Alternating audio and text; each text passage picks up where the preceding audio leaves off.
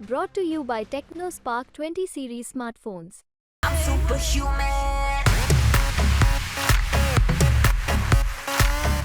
सीधी सी टक्कर अगर देखी है लोकसभा चुनाव को देखते हुए तो बदायूं में समाजवादी और भाजपा का सीधी सी टक्कर है और बड़ी कसमकस भरी टक्कर हुई है पूरे बदायूं लोकसभा का कोई रोल नहीं है। सीधा सीधा मोदी एंड पीडीए गठबंधन का ही चुनाव चल रहा है। बसपा कहीं रोल में नहीं है और यहाँ भी बदायूं भी बसपा कहीं फ्रेम में नजर ही नहीं है। बदायूं में आज चुनाव संपन्न हो गया। चुनाव संपन्न होने के बाद सभी के मन में एक ही सवाल है, आखिर इस चुनाव में वोटर का रुझान किस तरफ रहा है। वोटर जो पहले बिल्कुल लग रहा था कि साइलेंट है, लेकिन आज जिस तरीके से वोटिंग हुई है, मतदाताओं ने जो अपना रुझान दिखाया है, कड़ी धूप के बावजूद भी 54% के लगभग बदायूं में वोट पड़ चुका है।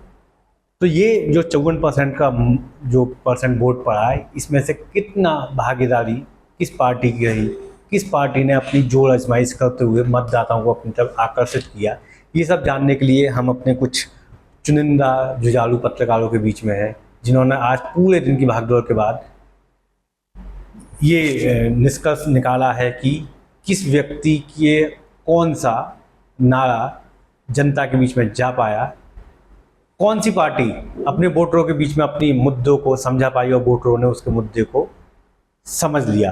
अब हमारे साथ बातचीत के लिए मौजूद हैं अमर प्रभात के city bureau chief mister Sanjay Chaturvedi, हमारे साथ मौजूद है अमर प्रभात के एडिटर मिस्टर वेद भानुआर्या, और डिजिटल प्लेटफॉर्म जो आज के टाइम में आप देखते हैं डिजिटल पर सबसे ज़्यादा रुझान आते हैं, पूछता है बदायूं के एडिटर मिस्टर प्रशांत गुप्ता। तो सबसे पहले हम भानु जी से शुरुआत करते हैं। भानु जी, पूरे दिन की आज भाग दौड़ में आप भी काफ़ी जगह भागे पूरी अपनी टीम के साथ, आपका सब तरफ से आपके पास पूरे ज़िले से खबरें आ रही हैं। क्या लगता है कि पूरा जो चुनाव है वो किस तरफ मुड़ गया, लोगों का क्या रुझान देखा? देखिए, जहाँ तक बदायूं लोकसभा की हम बात करें, हमने बदायूं लोकसभा पे पूरा फोकस किया था। तो यहाँ पे भाजपा और सपा के बीच सीधी टक्कर नज़र आ रही है और बहुजन समाज पार्टी बहुत पीछे रह गई इस टक्कर में। त्रिकोणीय संघर्ष बदायूं में नहीं बन पाया। जैसा कि सब लोग पहले अनुमान लगा रहे थे कि मुस्लिम वोटर कुछ बसपा को जाएगा और एससी का वोटर जाएगा, उनका कोर वोट बैंक भी उन्हें मिलेगा, तो त्रिकोणीय संघर्ष हो सकता है बदायूं बन जाए, लेकिन वो स्थिति बदायूं में नहीं बन पाई। मुस्लिम एक तरफा समाजवादी पार्टी की तरफ ही आकर्षित रहा और उधर ही लगभग उसने मूवमेंट की अपनी, और यादव वोट भी लगभग समाजवादी पार्टी की तरफ ही चला।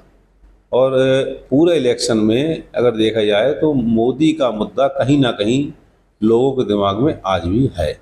लोग मोदी की तरफ आकर्षित हैं और उनके नाम पे वोट देने के लिए घरों से निकलते हैं, प्रत्याशी नहीं देखते हैं आज भी।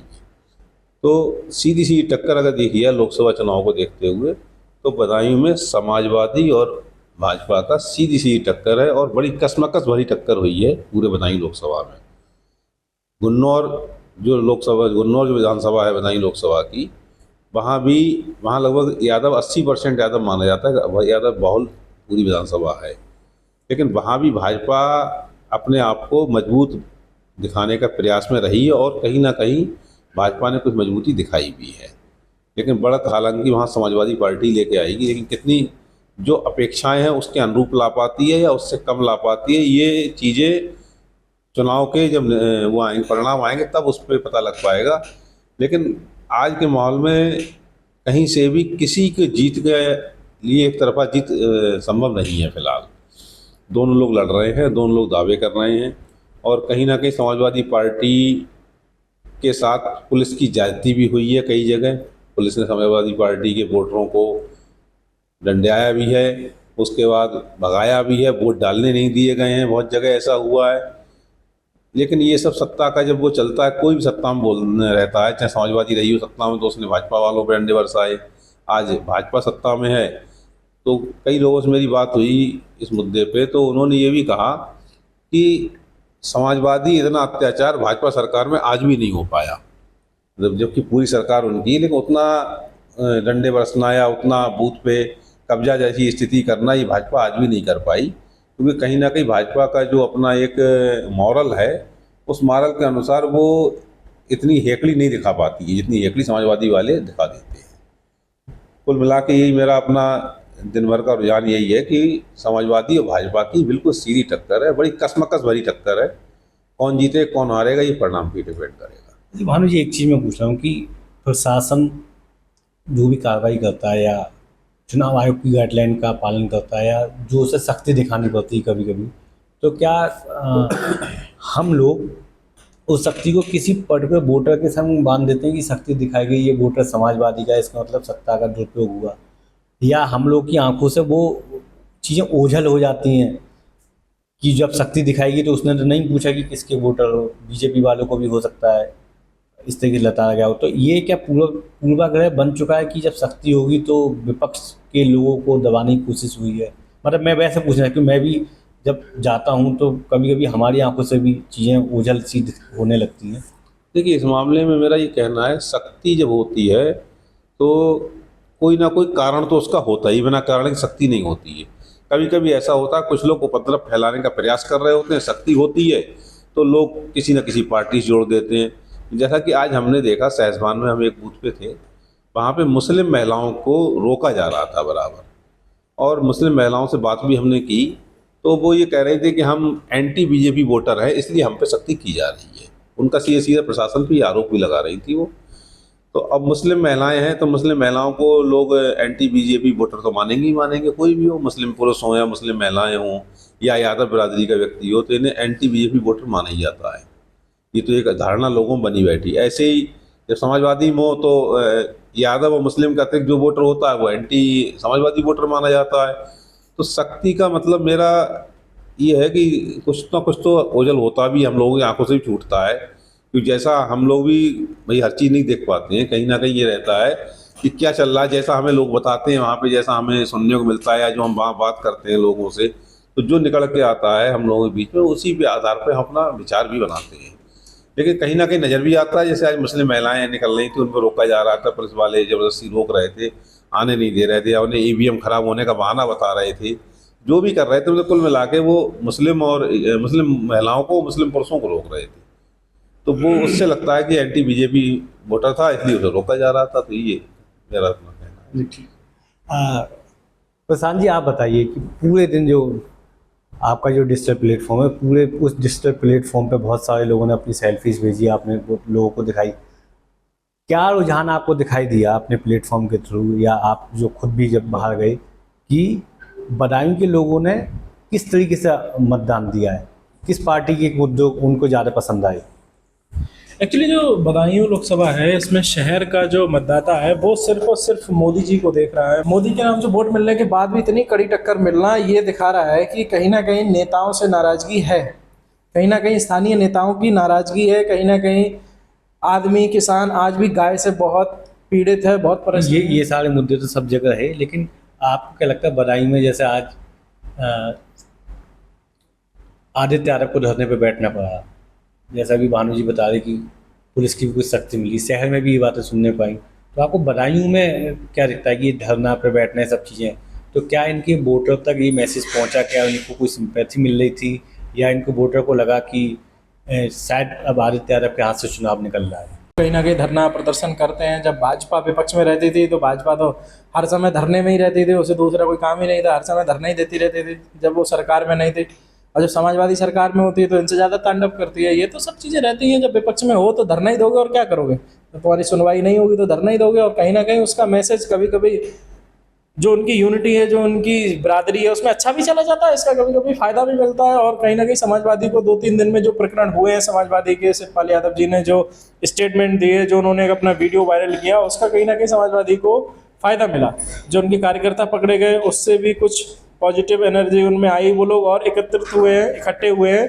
अब देखना पड़ेगा जब इसका रिजल्ट खुलेगा, जब आएगा, तब भाजपा कहाँ तक इनको पिछड़ने में कामयाब रही, कहाँ तक उन्होंने जो प्रयास गुन्नौर में, सहसवान में किए, उसमें वो कितना कामयाब रही। भाजपा कि हमने यादव वोट को लिया है और यादव वोट से हम अच्छी पोजीशन में हैं गुन्नौर में, सहसवान में, जबकि समाजवादी शुरू से ही दावा कर रही है कि हम वहाँ से बहुत बड़ी लीड लेकर आ रहे हैं। अभी आने वाला समय जब वोट खुलेंगे तभी तय होगा, लेकिन अभी भी वोटर्स और हम लोग भी थोड़ा कंफ्यूज हैं कि माहौल किस तरफ से बना, क्योंकि कहीं बसपा को क्या है पूरे, तो बसपा ने भी कुछ अपना रोल प्ले किया है। का कोई रोल नहीं है, सीधा सीधा मोदी एंड पीडीए गठबंधन का ही चुनाव चल रहा है। बसपा कहीं रोल में नहीं है और यहाँ भी बदायूं भी बसपा कहीं फ्रेम में नजर ही नहीं है। जो बसपा ने जो उनके प्रत्याशी मुस्लिम खाए तो उन्होंने किसको डेंट दिया? क्योंकि अगर मुसलमान उनकी तरफ जाता है, जैसे होता ही कि मुस्लिम प्रत्याशी तो मुसलमान अपने मीम भाई को पहले देखता है, तो ऐसे में बसपा ने कुछ तो परफॉर्म किया। कि लास्ट टाइम हमने देखा सलीम शेरवानी बस 51,000 वोट ले पाए थे, लेकिन 51,000 वोट की वजह से ही धर्मेंद्र यादव चुनाव हार गए। सलीम इकबाल शेरवानी बहुत बड़े नेता हैं, मंत्री रहे हैं वो केंद्र सरकार में। वोट तो उन्हें 51,000 ही मिला था। 51,000 मिला था तो 5 बार के सांसद रहे और निर्दलीय रहे थे, तो 51 कांग्रेस से थे। हाँ कांग्रेस से थे, लेकिन कांग्रेस का भी वजूद नहीं है, तो 51,000 वोट भी उनको अपने बेस पे मिला, जो उनका 5 बार का सांसद होने का उन्हें फ़ायदा मिला। और दूसरी बात, मुस्लिम खां बदायूं लोकसभा के नहीं है, वो उनकी आंवला लोकसभा के हैं, ककराला के रहने वाले हैं, तो बदायूं में उनसे मुस्लिम वोट बिल्कुल भी नहीं जुड़ा। जो उनसे व्यक्तिगत वोट होगा 1,000, 2,000, 4,000 वही उनको मिला होगा। और एससी समाज भी बहुत ज़्यादा बसपा में नहीं गया जिस तरह से एक उम्मीद की जा रही थी, इसलिए उसका कहीं ना कहीं फ़ायदा भाजपा को ही मिलेगा। बिल्कुल। के बाद आज जब मतदान का मुख्य दिवस था तो जगह जगह ग्रामीणों को प्रदर्शन करना पड़ा, मतदान का बहिष्कार करना पड़ा। इसके लिए आपके हमारे जनपद के सहसवान है, इस्लाम नगर है, कई ब्लॉकों में धरना प्रदर्शन भी हुए, मतदान का बहिष्कार किया गया। अच्छा, मतदान का बहिष्कार से आपको क्या लगता है कि ये मतलब वोटर चेताने की कोशिश कर रहा है कि ये नेताओं को कि अगर आप हमारे लोग ही नहीं सुनेंगे तो फिर? बिल्कुल, अगर देखिए अगर वोटर की सुनी जाती तो ये कंडीशन आज नहीं आती।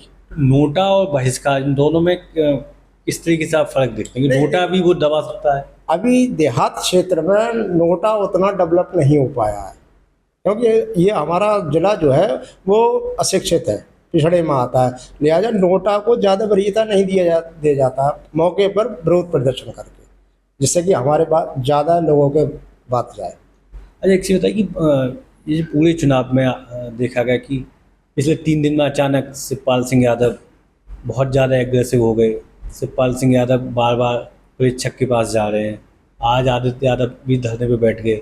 बीजेपी दूसरी तरफ कहती नजर आई कि ये खुद गुंडे लोग हैं तो इनको हर जगह गुंडे ही दिखाई दे रही है। तो ये सारी बयानबाजियों से आपको लगा कि चुनाव वाले दिन ये बयानबाजियाँ हो रही हैं, तो इन बयानबाजियों से इन लोगों के मतों पर भी कुछ प्रभाव पड़ा होगा? नहीं, ऐसा कुछ नहीं है। अगर आप पिछले चुनावों को देखें तो इस तरह की गतिविधियां हर चुनाव में होती हैं। पक्ष और विपक्ष एक दूसरे पर आरोप लगाता है, शिकायत करता है, एंड टाइम पर लगभग सभी चुनावों में ऐसा ही होता है। सभी वोटर काफ़ी शांत रहा। जो पिछले चुनावों में हमने चाहे विधानसभा का हो चाहे लोकसभा का हो, उसमें एक वोटर में जो उत्साह था, आज वो उत्साह की कमी थी, केवल साइलेंट रहा वोटर हमारा। और ये आप पूरे वोटर में कह सकते हैं या ये कह सकते हैं आपको मुस्लिम, और ये बात आप उनके यादव के लिए भी कह? ऑल टोटल जो देखा, क्योंकि हम लोग इसी बात से जो वोटरों का उत्साह देखते हैं, चाहे वो वैश्य वर्ग का हो चाहे ब्राह्मण वर्ग का हो, उसके उत्साह से नज़र आता है कि कौन सी पार्टी जो है फाइट कर रही है। लेकिन इस तरह की कंडीशन आज दिखाई नहीं दी। लेकिन पूरा मतदान हो चुका है। पूरे मतदान के बाद आप क्या निष्कर्ष पर निकाल सकते हैं कि कौन से मुद्दे चले, किस पार्टी ने अपना यहाँ पे बढ़त बनाई है? बताइए। देखिए, मुद्दा तो केवल वही हिंदुत्व और मुस्लिम का रहा है, बाकी और कोई मुद्दा यहाँ पर चला नहीं। क्योंकि लोकल के जो मुद्दे थे वो किसी भी या राजनेता हो या हमारा लोकल नेता रहा हो या प्रत्याशी रहा हो, किसी की जबान से नहीं निकले, है ना। तो वो जैसा कि हमारे भाई ने बताया कि कहीं ना कहीं जो है मोदी इफेक्ट हावी रहा आज। तो मोटा फिर क्या आपको निष्कर्ष लगा है कि किसको बढ़त दिखी है, किसकी बढ़त आप देख पा रहे हैं? देखिए, बढ़त हम इसलिए नहीं कह सकते क्योंकि इस बार परसेंटेज पिछली बार की अपेक्षा कम रहा है, और जो परसेंटेज की कमी है वो किसे नुकसान पहुंचा दे ये अभी फिलहाल नहीं कहा जा सकता। अभी नहीं कहा सकता। भानु जी, आपसे एक फाइनल कमेंट में लेना चाहूँगा कि बसपा को आपने अभी नहीं एक्सप्लेन की कि बसपा किसको डेंट देती हुई नजर आई आपको चुनाव में? देखिए, बसपा जो भी डेंट देती हुई नज़र आ रही है इस समय, अगर देखा जाए सही मायने में, अगर उन्होंने मुस्लिम वोट काटा होगा बसपा ने, तो उसने डेंट देगी वो समाजवादी पार्टी को। और अगर उसने वोट काटा, अपना एससी कैटेगरी वोट काटा, तो वो किसी को डेंट नहीं दे रही है, अपना वोट अपने पास ले जा रही है। और अदर कास्ट में मुझे लग नहीं रहा बसपा को कोई परफॉर्मेंस ज़्यादा अच्छा रहा नहीं, वो डेंट किसी को दे पाएगी, क्योंकि मुस्लिम वोटर इस बार बिल्कुल भी समाजवादी पार्टी के साथ जुड़ा रहा और उसने हटने का मन नहीं बनाया बिल्कुल भी, चाहे मुस्लिम प्रत्याशी दिया गया इसलिए, मतलब चाहे कोई भी आया उसने वोट वो बदला नहीं, मतलब कुल मिलाकर मुस्लिम ने समाजवादी पार्टी को छोड़ा नहीं। और 2-4-10% तो अपने आप बदल जाते हैं कि कुछ व्यक्तिगत वोट होते हैं, कुछ वैसे वोट होते हैं, बदलते रहते हैं। तो मुझे नहीं लगता बसपा ने इस बार किसी को भी डेंट दिया बदायूं लोकसभा में। मैं अंकुर चतुर्वेदी, बदायूं यूपी तक।